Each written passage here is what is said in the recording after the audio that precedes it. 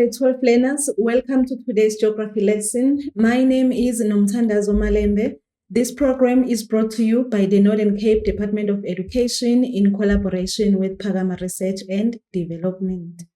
So in today's topic, we're going to focus on the types of industries. Remember, we are still in the secondary sector. In the secondary sector, we are dealing about the industries. So you're going to know about the types of industries taken from our previous lesson.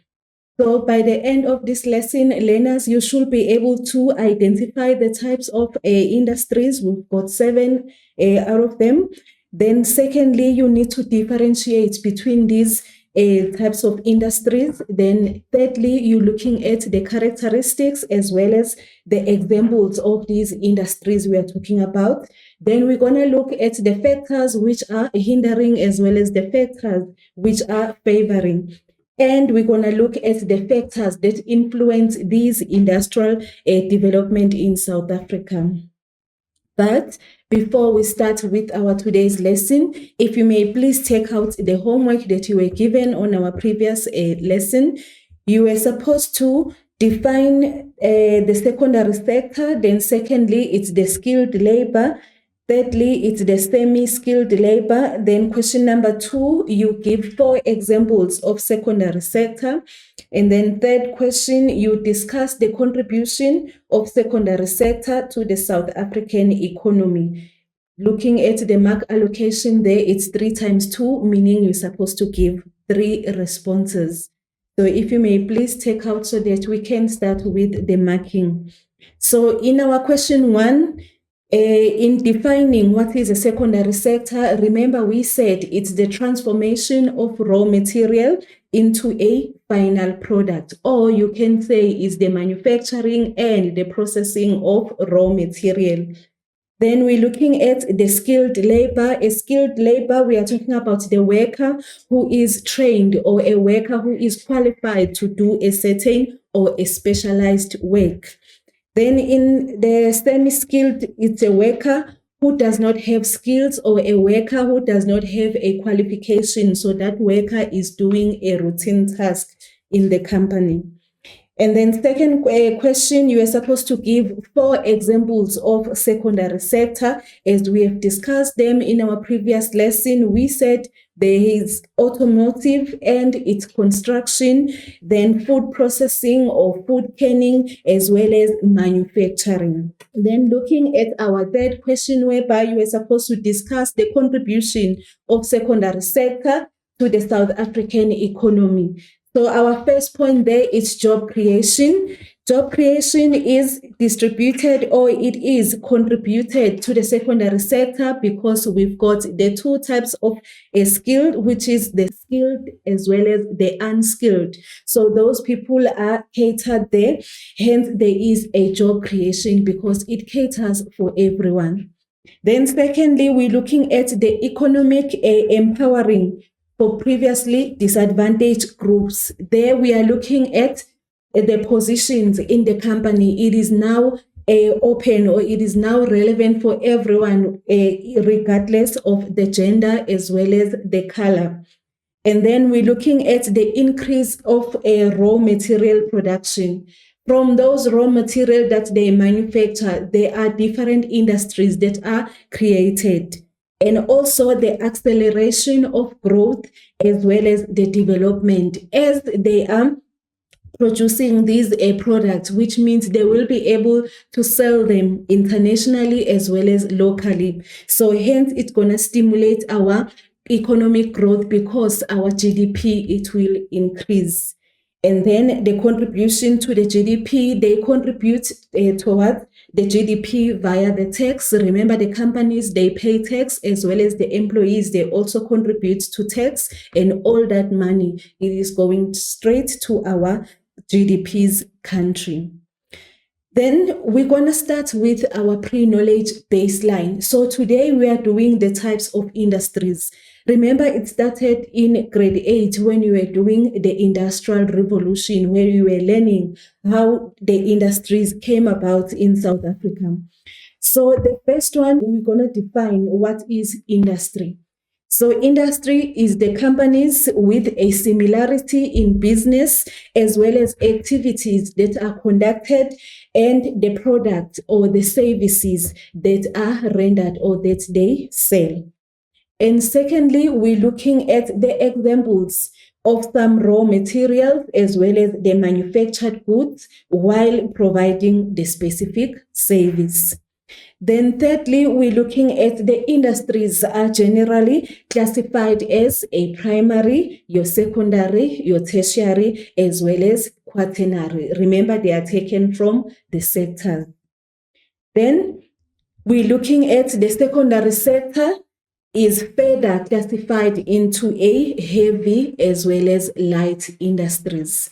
And then based on this pre-knowledge baseline, we're going to have some questions. So we've got 3 questions there. The first one, you need to define or what is an industry for 2 marks. Remember, in geography, all the terminology, they are 2 marks. Then the second question, you need to name 4 categories that industries are generally classified into.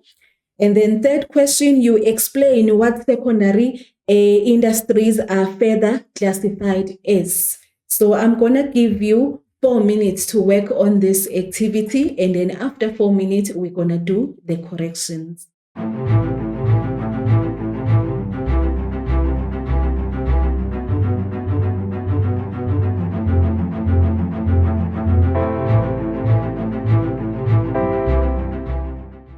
Girls and boys, I hope everyone is done. So let us look at the corrections.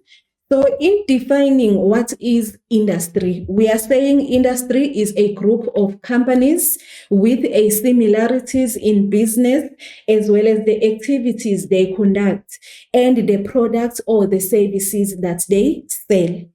Then second question, whereby you are supposed to name 4 categories that industries are generally classified into. They can be classified as a primary, as well as the secondary, the tertiary, and the quaternary. Then third question, explain what secondary industries are further classified as. They are further classified as a heavy, as well as the light industries. Then we're going to look at our terminology. So our terminology for today is based on the types of industries that we are talking about. Remember, I said we've got 7 in total. So the first one, we've got the light industry. If you were to define what is a light industry, we are talking about the industries that use less of raw material and they produce small products. Then secondly, we're looking at the heavy industry. It's the industries that produce large volume of a raw material and they produce a large product. So you can, by now, you can be able to differentiate between the light as well as the heavy. Then we're still gonna go into more details. Then third terminology, we're looking at the raw material orientated. So we're talking about the industries that are located closer to the source of raw material. Then number 4 is the market-orientated industry. We are talking about the industries that must be located closer to the market. So I hope you are taking note that the raw material, they're supposed to be closer to the source of raw material, and the market-orientated, they're supposed to be closer to the market. Then we're going to number 5, which is a footloose industry. So these are the types of industries that should be, that the location of the industry does not depend on the raw material. So they can be located anywhere. Then we're going to number 6. Our number 6 is ubiquitous industry. So with the ubiquitous industries, these are the industries, again, that they can be located anywhere because they are not depending on the raw material as well as the transport. Then number 7, which is the last one, we're looking at the break of bulk industry. The break of bulk industries, we're talking about the industries that process the raw materials before they are passed for the final product or before they are passed to the other industries. Then we're gonna start with the industry number 1. We said we have the heavy industry. So the heavy industry as of our definitions. So now we need to go into details. These are the characteristics. Then we're looking at the examples. So we are calling it a heavy industry because number 1, it requires a heavy machines or the large machines that are operated in these industries. And secondly, it needs a large space and it must be located on a flat surface or on a flat slope. Then they are also dealing with the large quantities of raw material. Hence, they need the large machines so that they can be able to process them. Then, as they are located wherever that they are located, but they're supposed to be away from the people or away from the CBD. So why they should be located away? Exactly, they should be located on the outskirts. You will remember when we were doing the settlement, what is an outskirt? Right outside, because they are large on pollution, which means these are the industries that pollute more. So hence they're supposed to be on the outskirts. And also there is a lot of noise that is going on in these industries. Hence they are using a big machines. So obviously they're supposed to be away or on the outskirts. And these industries, they also use a large capital because we are talking about the large companies there. So as you can see there, this is a company that is next to the harbor. The one that we are saying it's a heavy industry. Before we move on, let us go back to the heavy industry. I did not include the examples. So we are saying these are the industries that are regarded as the heavy industry because of the machines that they are using, as well as the type of or the functions that they are working. So when it comes to the examples, Eskom is the number 1 example of a heavy industry because of the machines that they use and because of the source of raw material that they are using. Then secondly, we've got Sasol. Sasol is also a heavy industry. Then all the mining companies, hence I've said mining companies, you can name all of them. They are grouped as a heavy industry. Then we're moving to the second one. The second one, we call it a light industry. So a light industry is the opposite of the heavy industry. So these are the types of industries that use less of a raw material and there is less pollution or no pollution at all. And they can be located next to the CBD because they are harmless and they use small machines, as you can see there. Then the examples, it can be a bakery, it can be the offices. These are kinds of the light industries because there is less or no pollution and they use small machines and they use small amount of the raw material. And there is no need for the rail transport because they are only dealing with the small products, which means their products, they can be transported with the road mode. They can use the cars to transport them. And we're going to our third industry. Our third industry, we call it a raw material orientated industries. So these industries, as the word says, raw material, it means these are type of the industries that should be located next to the source of a raw material that they will be using. For example, the sugar mills, which means the farmers that are dealing with sugar cane. Then the industries like your Hewlett, they're supposed to be located next to them source of raw material. So why they're supposed to be located there? So that they can get the material they need quicker, and also they need to save on transport cost because it will be just next to them. So these type of industries are found closer to the source of raw material that they require. So not just any raw material, but the one that they require. and they usually because of the transport cost. So if we can go through the examples, we are talking about the sugar mills are located closer to the sugar field. And also, while we are still on the examples, we're talking about the Eskom as a heavy industry.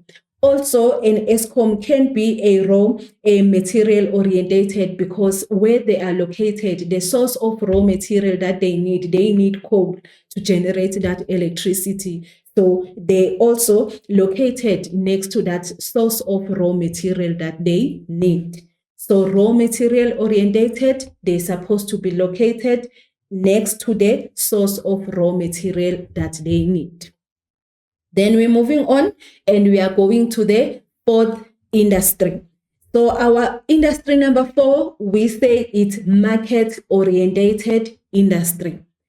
So these are the types of industries that deals with the goods that are perishable, which means these are the types of products that need to be sold fast. So these type of industries, they're supposed to be located closer to the consumer or closer to the market, so that whatever products they produce, it can be sold fast.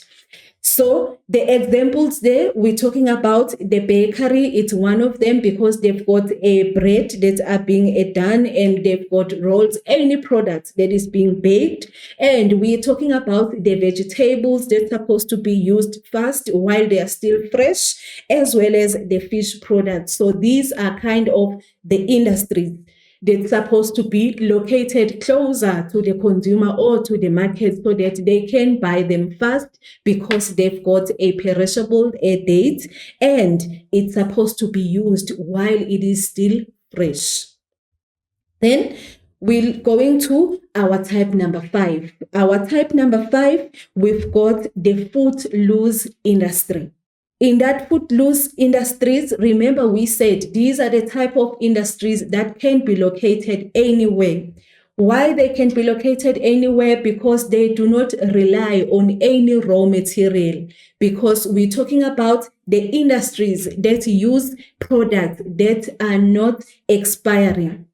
So here we're talking about the industries that are dealing with the computers. The computers, you can put them anywhere, and it can even be sold after 5 years, because there is no expiry date. So those are the such industries. So for example, the software companies, they does not need a transport or any other raw material, because they are for life. So those are the industries that we call them a footloose industry. Beside the software companies, we're talking about the industries that deals with the products that do not expire. So you can think of any examples. Then we're going to number 6. So industry number 6, we call it an ubiquitous industry. So again, these are the industries that can be located anywhere. So why they can be located anywhere? Because they are needed, because these are the companies that provide the cell phone network or the telephone network. So they can be located anywhere. They do not require a raw material or any kind of transportation, because once they are put there, they are for life. So they are needed anywhere, because each and every area, it needs a network. So do not confuse the ubiquitous and the footloose. So you will see when we are doing the differences between these industries. Then we're going to industry number 7. Industry number 7, it has an alternative name. For 1 mark, the examiner can give you what is an alternative name for bridge industry. Then you know bridge industry are alternated and called break of bulk. So what kind of industries are these ones? Also, these are the industries that are located closer to the source of raw material, and most of all, they are known as the break of bulk. Why? Because we're talking about the transport mode. You will remember in grade 8 in social science when you were doing the transport mode. Remember, we've got the air mode, the aeroplane, then we've got the road mode when you're talking about the cars as well as the trucks. Then we've got the water mode, whereby we're talking about the ship. So one mode of transport replaces the other. We can receive goods via the harbor as the water mode, then they get to be transported. It's either they go to the road or they go to the airport as an air mode. So one mode of transport replaces the other. And also they are located next to the source of raw material or just between, as well as the raw material and the market. The examples there, we are talking about the oil refining as well as most of all is the oil refinery, because it is used by ships, or it is brought by ships. And then most of all, you must know, it's supposed to be next on the raw material, and one mode of transport, it will replace the other. And also it is more like a heavy industry because there are big machines that are being used.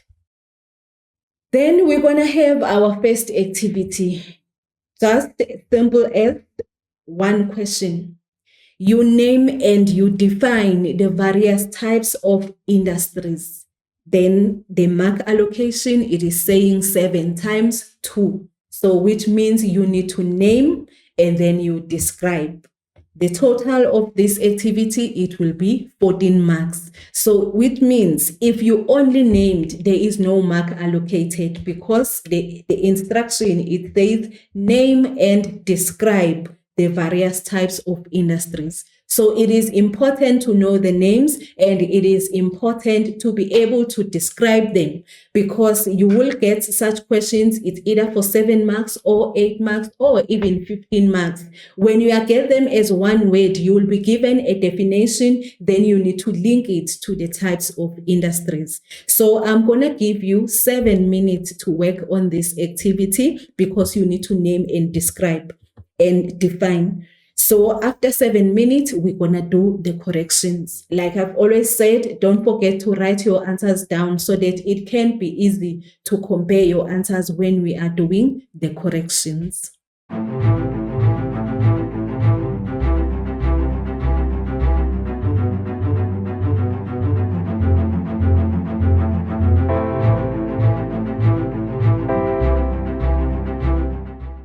Right? I hope everyone is done. So let us look at our corrections.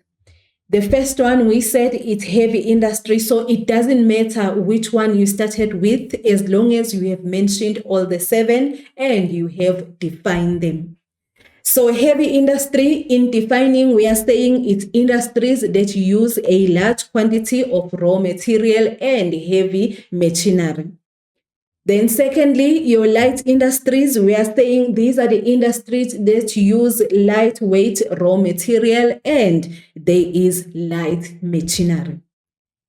Raw material, which is the number 3, the raw material orientated, these are the industries that are found closer to the source of raw material.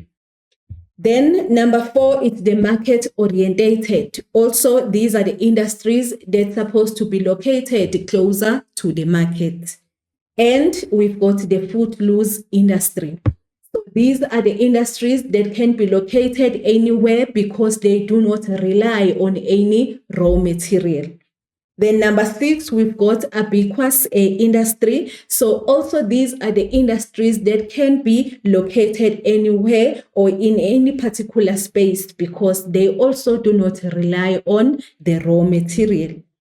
Then number 7, it's either you have used bridge or you have used a break of bulk, are located between the raw material and the market. So I hope everyone got the total on this one.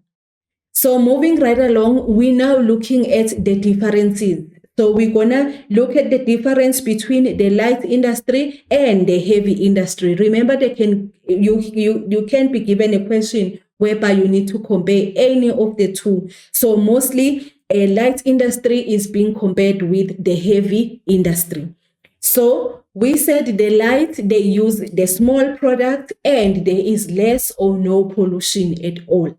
And also the heavy industry, they use the bulk goods and there is a lot of pollution. So if you were to be comparing the two, then we're looking at the difference between your raw material orientated versus the market orientated. So again, the raw material orientated, they're supposed to be located closer to the raw material, while the market orientated, they're supposed to be located closer to the market. And the raw material orientated, because they are located closer to their source of raw material, it means they are able to save on transportation. And the market orientated, because they're supposed to be allocated next to the market, which means because their goods are perishable. Then we're comparing again the footloose industry versus the ubiquitous industry. So the footloose, these are the industries with a high skilled people who work in this industry. Remember, we said they do not require any of the raw material. We said it's the software. So not everyone can just work on a software industry. It needs a further training. Hence, it is high skilled people who work there.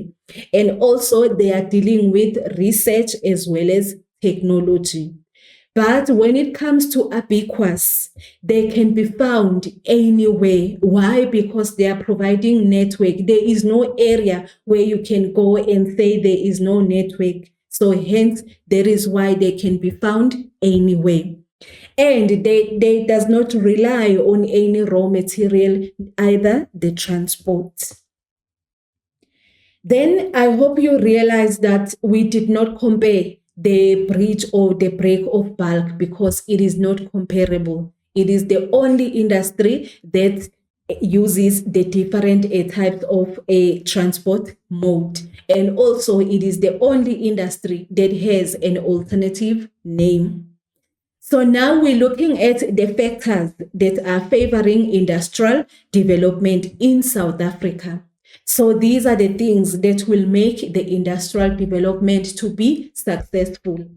Number one, we're talking about the raw material. Remember, without raw material, which means these industries won't be able to function because they manufacture and they process and they refine these raw material. So without the availability of these raw material, it means these industries won't be as successful.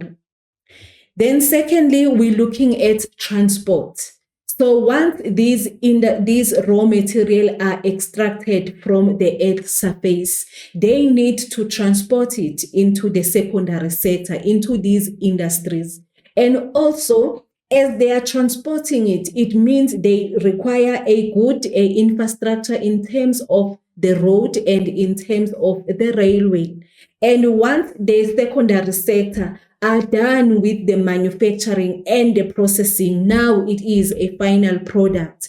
They also require the transport so that they can transport it into different areas or transport it into a tertiary sector. So hence, it is important that a country has a well-developed infrastructure.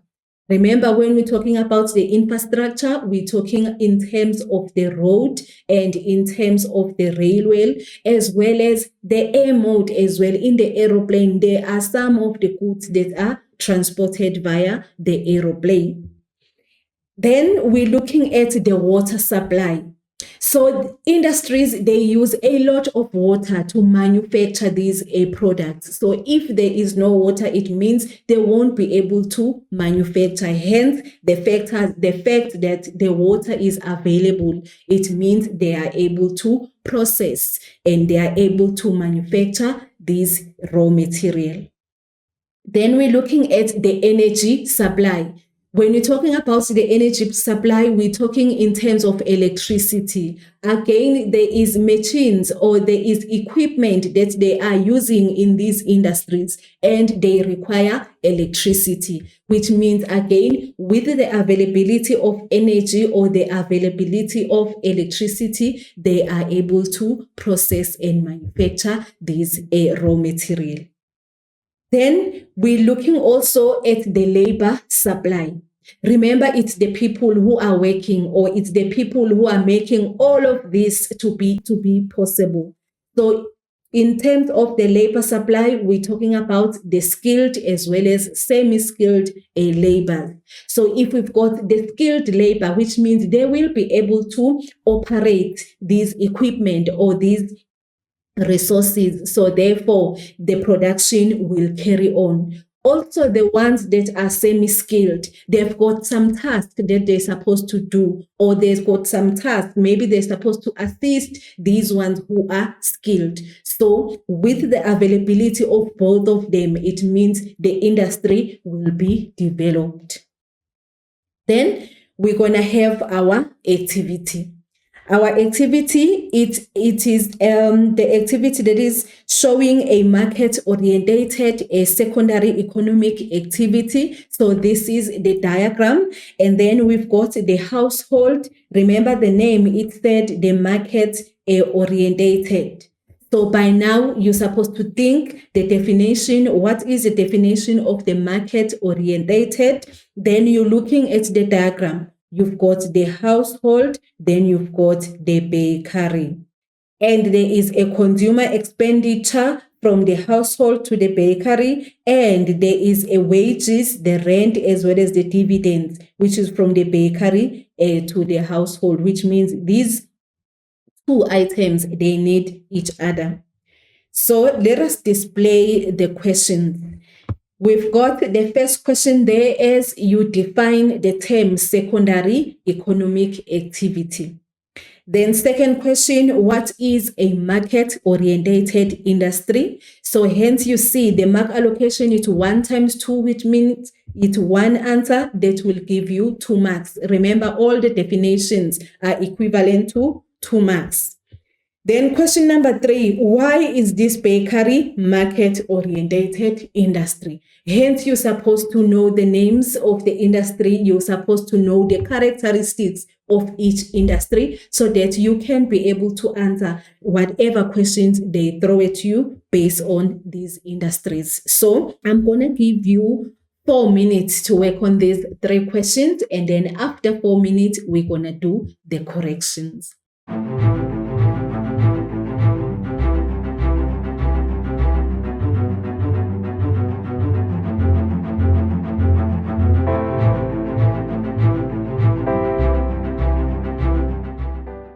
Right, I hope everyone is done. So let us look at our corrections.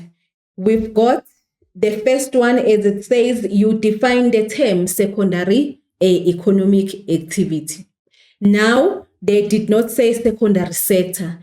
Remember, it is a sector or it is an activity. So you cannot say you were taught about the sector, but now they are asking the activity. It's still one and the same thing. Hence, we are saying it is the manufacturing of goods or the processing of raw material. One can say it's the transformation of raw material into a final product. Then second question, it says, what is a market-orientated industry? We said these are the industries that's supposed to be located closer to the market or closer to the consumer. Then number 3, why is the bakery market orientated? There we are looking at the products that are done in the bakery. There is bread, there is rolls. So in those products, they have the expiry date. So as to answer the question, why is the bakery a market orientated? Taken from the definition that these are the industries that deals with the products that are given certain time. So the bread products are perishable. Maybe it can last between 3 to 5 days, and then afterwards it is no longer consumable. And also it cannot be stored for a long time. So it depends on how was your response on this in terms of the market of the bakery being a market orientated. As long as you understand that it's an item that's supposed to be sold fast, or it's an item that is given a certain time or a specific time. Then we're going to our second activity. It is still based on the same diagram. So now it's question number 4, question number 5, and question number 6. So with question number 4, it says state 2 characteristics of the bakery that make it a light industry. So I hope you realize again, a bakery can also be a light industry. So I'm not going to discuss it now before I can give you the answer. So number 5, you discuss the 2 factors that are likely to influence the production cost at this bakery. Then number 6, you explain the economic importance of the light industries for the economy of South Africa. So I hope you realize the ones from number 4, number 5, number 6, you give 2 responses, 2 responses, 2 responses. So I'm going to give you 6 minutes. With that 6 minutes, I will say it's 1 minute per answer because you need 6 in total. So after 6 minutes, we're going to do the corrections. Likewise, don't forget to write your answers down so that you can be able to compare them. And should it happen that your answer is different from us, before you assume it was wrong, you also need to inquire with your teacher whether it was incorrect or it was correct. So after 6 minutes, we're going to do the corrections.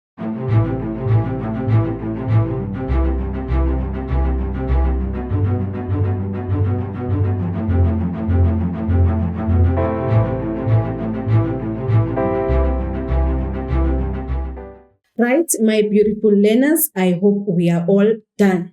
So looking at our answers, at number 4, the 2 characteristics of the bakery that make it a light industry.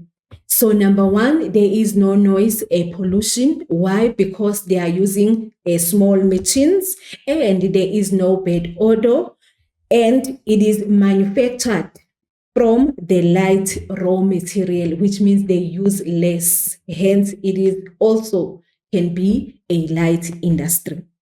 Then you can also look at the equipment that is being used, and you can also look at the location. They are closer to the CBD or they are closer to a residential area. It can also be correct. Then we're looking at question number 5, whereby you are supposed to discuss the 2 factors that are likely to influence the production cost in this bakery. When they are saying they can influence the production cost, it means these are the things that we look at that can make these items that are being manufactured in this bakery to be expensive, even though they are next to the market or they are next to the consumer. So we're looking there at the factory, there is the rentals. It either they're supposed to pay rent every month or they can take it as a bond of which they will be paying every month. So in putting their price, they're supposed to think of those costs as well as the maintenance of the equipment. They are using the equipment or the machines that needs to be serviced after some time, or maybe they can break, so they need to repair them. So also they're supposed to take into consideration about those costs. Then there's also a transport cost. Even though they are next to the consumers, some they still need to be transported. So they're going to need the fuel. So they're going to need the cars. So they need to take into consideration all of that. And they've got some electricity as well as water bills that they're supposed to pay by end of the month. Remember, they are using equipment that run with the electricity, and as they are mixing, they are using water. So which means they've got those bills that they're supposed to pay. So they need to take all these factors into consideration before they can put the price. So that can make the price to be influenced. Then we're looking at our question number 6. It says, you explain the economic importance of the light industries for the economy of South Africa. So there we are looking at the economic importance on what? On the light industries.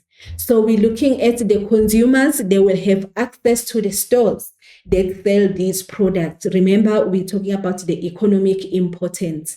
And the factories that are located closer to the market, they can result into a job creation, which means people, they will have job opportunities because of these light industries. And also these light industries, they are running a formal business, which means they will be contributing towards tax, and which will be the contribution towards our gross domestic product. Then we're looking at the factors that influence the industrial development. So when it comes to the factors, they can be two. It can be a physical factor and it can be a human factor. So as we are talking about the physical factor, number 1 is the availability of raw material, or the raw material is close by. Remember, it is a physical factor because the raw material are naturally made. So that's our first point. Then we're looking at our second point, the availability of water. Again, they need water so that they can process or they can mix whatever. So as the water is available, also water is a natural or a physical factor.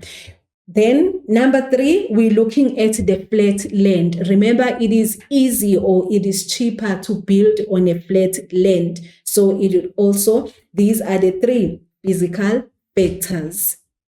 Then, also the improved infrastructure. Remember, because we're talking about the physical factor, if the infrastructure or the environment is allowing for the road to be constructed, it also a physical, because they will be able to transport. Then we're looking at the second factor, which is a human factor. So how can a human factor be an influence? The availability of labor. They can have industries if there is no one who will be working in those industries, because those machines, they cannot operate themselves. They require people who will operate them. So we are saying the availability of labor force. We're talking about the skilled as well as the semi-skilled labor. Then we're talking about the investors. Remember, we're looking at the things that are done by human beings in order to make the industrial to develop or to grow. So the people who are investing in these companies, they are also an influence. Then we're looking at the government policies. The laws now are being reduced, or they are no longer being strict. So which means the policies is applying to everyone, or anyone can be able to start the business. So it is also a human factor. Then we're looking at the factors that are favoring. Remember, we're dealing with the factors that are influencing, or the factors that are making it possible for these industries to develop. So now we're looking at the factors that are favoring. It could be the same as the factors that influence, but now we're looking at it as a whole. Beside differentiating, is this a human or is this a physical? So the factors that are favoring, the first point, we're talking about water. Remember, we said they need water in order to mix or in order to manufacture the products. So without water, it means the development of these industries won't be possible. Also, they need water for cooling. Remember, they are using this equipment, or they are using these machines, or they need to boil something as the boiler maker. So after some times, it needs to be cooled. And then the second point, we're talking about the capital. If the capital is available, we're talking about the money to start or to initiate a business. So if the capital is there and it is available or it is accessible, it means the industries will be able to be developed. Then thirdly, we're talking about the labor. Again, we need people who will be working in these industries. Hence, the labor is also a favoring factor. If we have the skilled people who will be able to operate, and if we have the semi-skilled, those people who will be able to assist the ones that are skilled, or whatever routine that they might be given. Then we're looking at the raw material. Remember, the raw material is also the key. Without this raw material, it means the secondary sector or the industries, they will have nothing to process, or they will have nothing to manufacture. So the raw material is also another favoring factor. Then we're looking at the factors that are hindering now. These are the factors that will make the development of industries to be impossible. So the first one, we're looking at the pollution. In terms of the pollution, the industries, even though we need them, but they are also a factor, or they are also the reason why we have the atmosphere that is being polluted. So with the pollution, it means now these industries, they are limited in order for them to process the product every day, because we still need to look at the atmosphere, that we do not destroy the atmosphere. Then the second point, we're looking at the over concentration. So the over concentration, it means there is a lot of competition, and there will be a lack of space for the industries to grow or to expand.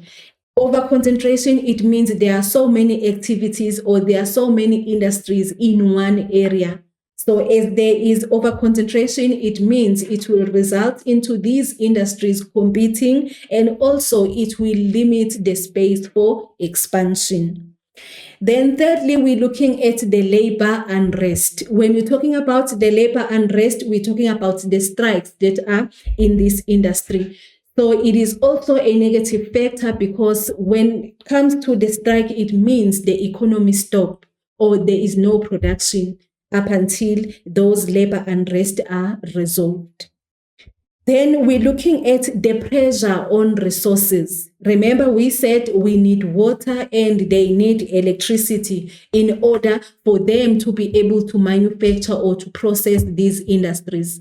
And we're looking at the demand, and we're looking at the cost of the water as well as electricity. If the bill is too high, it means it is taking from the company's profit, and that can hinder the company. Then we're going to look at the activity. So with this activity, you are given a column A and a column B. So in column A, you need to read there, because there is a definition. Then you need to link it with the type of industry in column B. So you have only 5 questions. I'm going to give you 5 minutes for you to answer these questions. Remember, you read the definition in column A. For example, if you feel number 1, it's a B, then you write number 1B. Then after 5 minutes, we're going to do the corrections.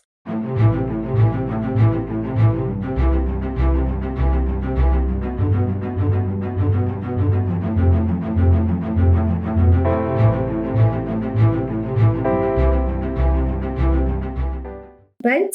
I hope everyone is done. So let us look at the corrections. The first question there, it says the industries where one mode of transport replace the other. Then the answer is E, which is your bridge. Remember, these are the industries that we call them a break of bulk, because there is one mode of transport that has replaced the other. Then second question, it says Vodacom is an example of this industry. So, and the answer is D. Remember, we said they are ubiquitous, they can be located anywhere because they do not require any transportation or raw material, because they are providing network. So Vodacom is one of the companies that provide us with network. Then number 3, it's bakery is an example of this industry, and the answer is B. B, it's light industry. Remember, in the bakery, they are using small machines, and there is less or no pollution, and they can be located next to the suburbs or next to the CBD because they are harmless. Then number 4, it says Eskom is an example of this industry. And the answer is A. So A is the heavy industry. Why Eskom is the example of the heavy industry? Because they are located on the outskirts and they use big machines and they are high on pollution, and all those, they are the characteristics of a heavy industry. Then number 5, it says the research and technology are the examples of this industry. And the answer is C. Remember, we said C, it's a footloose industry. These are the industries that can be located anywhere because they are not relying on any raw material. And the people who are working in this industry are highly skilled because they are dealing with research as well as technology. Then after, we're going to give you a homework. So you are given a homework whereby you need to give definitions of the following, which is the industry. Number 1 is the light. Number 2 is the heavy. Number 3 is raw material orientated. Then number 4 is market orientated industry. Then number 5 is footloose industry. Number 6 is ubiquitous. And number 7 is a break of bulk.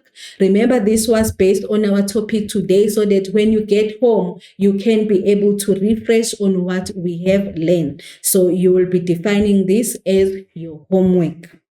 So if we may summarize what we have learned today, we have learned about the types of industries. We have looked about the differences between the industries, and we have looked into the characteristics and the examples of this industry. And we have looked at the factors that influence, that favor, and that hinder the development to the industries in South Africa. Then we have come to an end of our lesson today. Hopefully you have enjoyed the lesson, but most of all, I hope you have gained something today. Thank you and stay tuned for our next lesson.